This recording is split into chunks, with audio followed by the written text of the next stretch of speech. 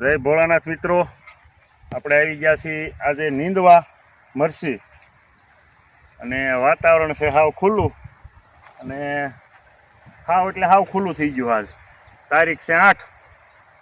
વાતાવરણ હાવ એકદમ હાવ એટલે હાવ ખુલ્લું થઈ ગયું છે. એટલે સીધો તડકો આવ્યો એટલે આમ તો છોડવા સીધા લસાવા જ પડ્યા, કારણ કે કેદુનું એણે તાપમાન જોયું જ નથી.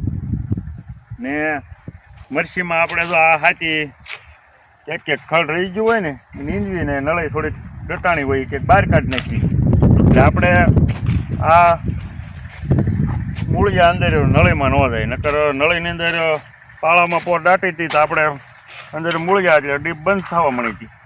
એટલે આ અને મરચીનો વિકાસ છે જો સરસ હાલે. હવે આ જો આવી છે આમાં ઈળું, જો આ રીતની ઈળું આવે આમાં, બાવા થઈ જાય સારી બધું. અને તો આ ઈળ આવી ગઈ છે, ઈળે છે અને થ્રીપે છે, બે વાનું છે આમાં. એટલે દવા બે વાનાની છાંટવી જોઈએ. થ્રીપનો એટેક છે અને ઈળું છે. આપણે એટલું થોડાક સાહ રહ્યા છે નીંદીને પછી આવવાનું છે દવા બનાવી દેવા. દવા છાંટે છે ભાગ્યો તો આપણે દવા એને છે ને અલગ બનાવી દઈએ છીએ એટલે કાંઈ ભૂલ ન થાય. આખું બેરલ એકરે બનાવી દઈએ વાતાવરણ જોઈને. નકર પછી એક ડોલમાં 10 પંપની દવા બનાવી, 5 પંપની બનાવી, માપ નાખીને પછી એક ડબલું નાખે એ રીતે આપણે એને માપ આપી દઈએ છીએ. અને હવે મરચીમાં તો વિકાસ સારો છે, પણ હવે થ્રીપ થોડી એટેક આવવા મળ્યો છે.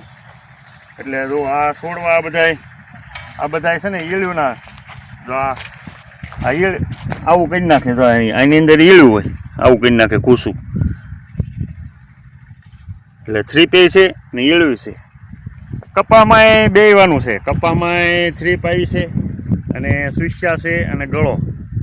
એટલે એમાંય આપણે કઈક ભાઈ જે જોતા હોય એ એના ખેતર જોઈને દવા છાંટે, કારણ કે અત્યારે તો શું છે આમ અત્યાર પછી તો કપામાં હવા તો એટલે કોઈ દવા છાંટવી તો પડતી, પણ અત્યારે રોગ જોઈને દવા છાંટે એટલે તો રિઝલ્ટ સારું આવે. ને આપણે જો આ છે હાઈક્રોસ આ ભાગમાં, અને આ ભાગમાં છે રેવા. તો રેવાનો વિકાસ બધાય મરચી કરતાં સારો છે. તો રેવાના છોડવા અવડાવડા થઈ ગયા છે. પછી હાઈક્રોસના આનાથી અડધા જ છે. રેવાનું સારું છે રેવામાં.